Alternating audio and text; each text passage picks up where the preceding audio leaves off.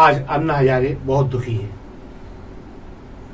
अरविंद केजरीवाल जो उनके राजनीतिक शिष्य कहे जाते हैं, उनकी गिरफ्तारी को लेकर अन्ना हजारे ने कहा है जो जैसे कर्म करता है उसको वैसा फल भुगतना पड़ता है। अन्ना हजारे को ये सब क्यों कहना पड़ा, इसके पीछे की कहानी पर हम आज प्रकाश डालेंगे। तो ठीक है, मैं मोहनलाल मोदी शब्दकोश की जनसभा में आपका स्वागत करता हूं और आज बात कर रहा हूं उस परिदृश्य पर जिसके चलते एक बड़ा राजनीतिक संकट दिल्ली की प्रदेश सरकार पर देखने को मिल रहा है। शुरुआत जैसी मैंने कहा था कि अन्ना हजारे एक ऐसे अन्ना हजारे जिनको भारत में साहस के साथ सच कहने के बारे में जाना जाता है, ऐसे अन्ना हजारे अरविंद केजरीवाल की गिरफ्तारी पर कहते हैं कि हाँ, मुझे इस वर्तमान परिस्थिति को देखकर बहुत दुख हो रहा है। कारण बताते हैं तो वो कहते हैं कि अरविंद केजरीवाल ने कई महत्वपूर्ण मामलों में मेरी अनदेखी की। उदाहरण देते हैं कि अन्ना ने बताया कि जब मुझे इस शराब नीति के बारे में मालूम चला तो मैंने अरविंद को 2 पत्र लिखे और उन 2 पत्रों में मैंने बहुत स्पष्ट रूप से कहा कि ये शराब नीति ठीक नहीं है। तुम जिस भ्रष्टाचार, जिस शराब के खिलाफ बोल बोल कर राजनीति में आए, अब तुम उसको लेकर इस तरह के कृत्य कर रहे हो, ये मुझे उचित प्रतीत नहीं होती, लिहाजा तुम्हें इससे किनारा कर लेना चाहिए जल्दी से जल्दी। और केजरीवाल जी के बारे में अन्ना कहते हैं कि मैंने एक बार नहीं 2 बार पत्र लिखे केजरीवाल को कि शराब नीति से बचो, ये विध्वंसकारी है, इसमें तुम्हारा अहित होगा, लेकिन केजरीवाल नहीं माने। इसके बावजूद भी जब उन्होंने नीति बना ली तो अन्ना कहते हैं कि वो जैसे कर्म करेंगे उन्हें उसका फल तो भोगना पड़ेगा। जब उनसे पूछा गया कि आपको इस बात का दुख है कि अरविंद केजरीवाल आज जेल में, तो उन्होंने कहा दुख तो है, लेकिन दुख इस बात का नहीं कि अरविंद केजरीवाल जेल में है, मुझे दुख इस बात का है कि केजरीवाल ने जनता का विश्वास तोड़ा। जो जन विश्वास हमें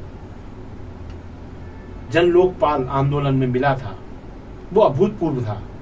क्या आम आदमी और क्या खास सब एकजुट थे उस आंदोलन में, और शायद उसी आंदोलन को देखकर आम आदमी पार्टी रचने की मन में आई। बस यहीं आकर उस आंदोलन की मौत हो गई, वो अपनी मौत मर गया और आम आंदोलन पर जो आम आदमी पार्टी है वो राजनीति में सत्ता पर काबिज हुई और आज करोड़ों करोड़ों लोग अपने जन विश्वास को टूटते हुए देख रहे हैं। अन्ना ने बहुत साफ कहा कि अरविंद केजरीवाल और उनके साथ जिन लोगों ने भी आम आदमी पार्टी बनाई, उन सब ने अपने सियासी फायदे के लिए एक अच्छे भले आंदोलन को गला घोंटकर मार डाला। अपनी महत्वाकांक्षा के लिए एक बड़े जन आंदोलन को तबाह कर दिया। हम सब जानते हैं 2011 में जब यूपीए सरकार पर भ्रष्टाचार के आरोप लग रहे थे और भ्रष्टाचार के बाद एक श्रृंखला शुरू हो गई थी, ऐसे में अन्ना हजारे को लगा कि जन लोकपाल विधेयक केंद्रीय स्तर पर पारित होना चाहिए, तो उन्होंने एक बड़ा आंदोलन खड़ा किया और उस आंदोलन को पूरे भारत में एक अभूतपूर्व जन समर्थन हासिल हो गया और दबाव यही कि जन लोकपाल विधेयक बनाया जाए।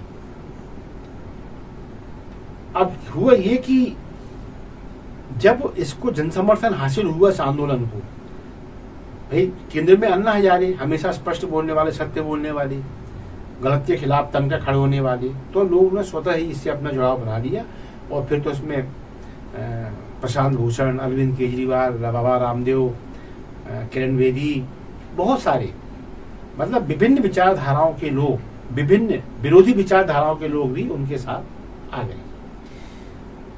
और अब राजनेता जो मानते हैं या सियासी पंडित जो मानते हैं वो ये कहते हैं कि ये जो जनसैलाब उबड़ा अन्ना हजारे के पीछे, बस इस जनसैलाब को देखकर ही अरविंद केजरीवाल और उनके समर्थकों के मन में ये चीज आ गई कि क्यों ना इस जन समर्थन को राजनीतिक स्तर पर कैश किया जाए।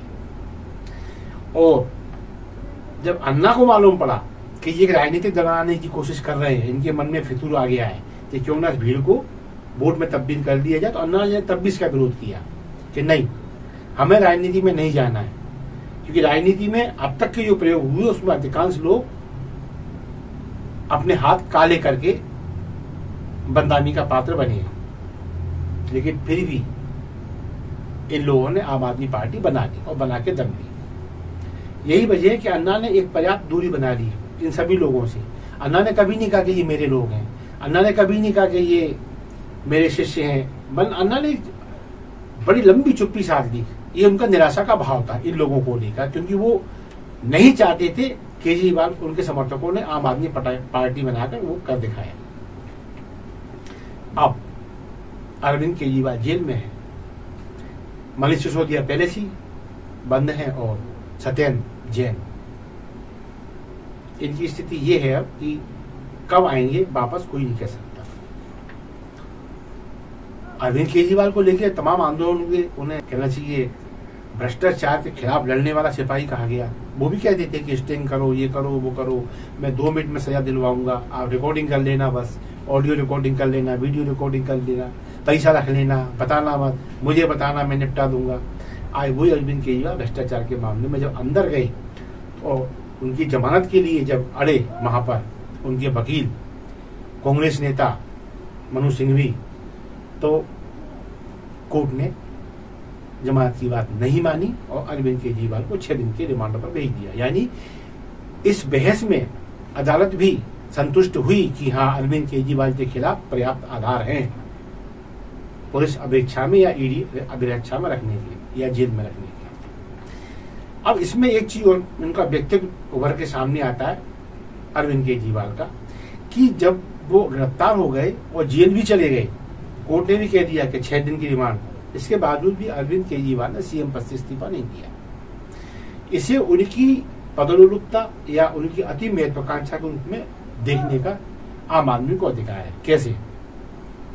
अभी तक का ये परिपाटी रही है, अब इसका संविधान में उल्लेख है या नहीं है, या ये राजनेताओं द्वारा स्वयं के द्वारा बनाई गई एक आचार संहिता का पालन था कि जब जब किसी मुख्यमंत्री पर ऐसे आरोप लगे और ये तय हो गया कि उसकी गिरफ्तारी होना ही है, तो फिर गिरफ्तारी से पहले मुख्यमंत्रियों ने उस पद की गरिमा को बनाए रखने के लिए, बचाए रखने के लिए पहले इस्तीफे दिए, उसके बाद गिरफ्तारी दी। इसमें बहुत बड़ी फेरिस्त इसमें शामिल है।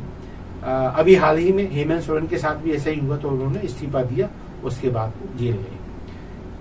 हाँ, उमा भारती जो भाजपा शासन में मुख्यमंत्री रही, लेकिन जब उनके खिलाफ हुबली प्रकरण निकला, तिरंगा प्रकरण, तो वो इस्तीफा देके ही गिरफ्तारी देने के लिए यहाँ से स्वयं रवाना हो गई थी। ये बात और है कि जिनने जिसको बिठाया गद्दी पे, स्वर्गीय बाबूलाल गौर को, जब उमा जी वापस आई तो बाबूलाल गौर ने कुर्सी छोड़ने से मना कर दिया, कह दिया कि नहीं, बन गए।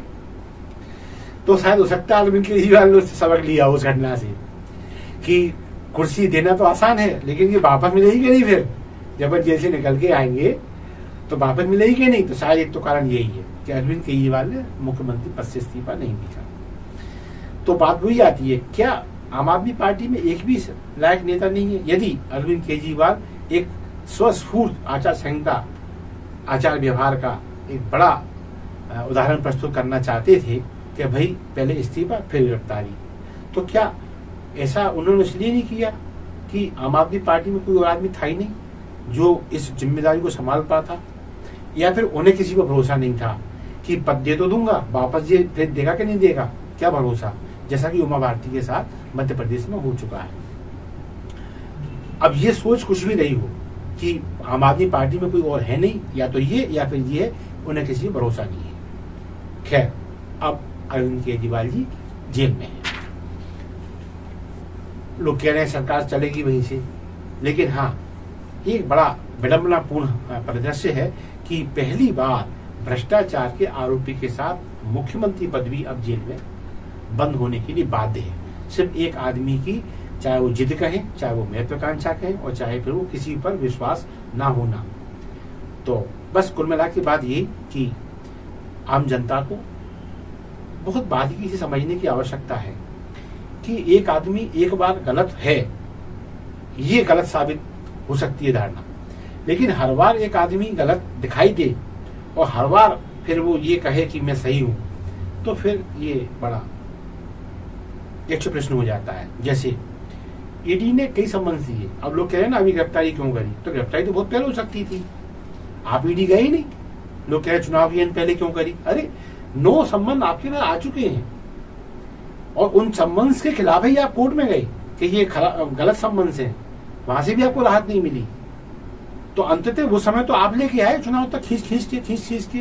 तो या तो ये कि चुनाव के समय आप खुद गिरफ्तार होकर हीरो बनना चाहते थे, ये भी एक रणनीति हो सकती है कि हम शहीद के रूप में जाएंगे और इस सिंपैथी की लहर का फायदा उठाएंगे। तो ये भी तो हो सकता है कि अरविंद केजरीवाल खुद लगातार ईडी के संबंध से दूरी बनाए रहे, उसके बाद जब ये स्थिति आ गई तो उनकी गिरफ्तारी हो गई। खैर जो भी है, अब बात इतनी सी है कि क्या एक ऐसे आरोपी के साथ मुख्यमंत्री पद का जेल में बने रहना एक सुचितापूर्ण राजनीति के लिए ठीक है?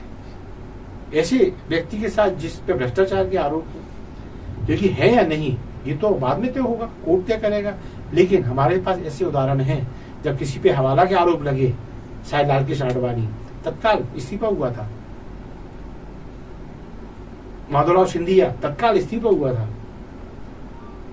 ऐसे बहुत से आरोप ही लगे थे, कोर्ट ने स्थिति नहीं कि आरोप लगे बस इस्तीफा, पहले जांच कीजिए, दोषी है तो जेल जाएंगे, निर्दोष है तो फिर चुनाव लड़के और पहुंचेंगे अपने पदों पर। तो ये एक अच्छा उदाहरण केजरीवाल प्रस्तुत नहीं कर पाए। वो कितना भी अपने आप को इनकलाबी कह लें, कितना भी ईमानदार कह लें, लेकिन ये प्रतिपादित हो आपका कथन इस बात पर भी निर्भर करता है कि आप ईमानदार हैं, ये दिखना भी चाहिए।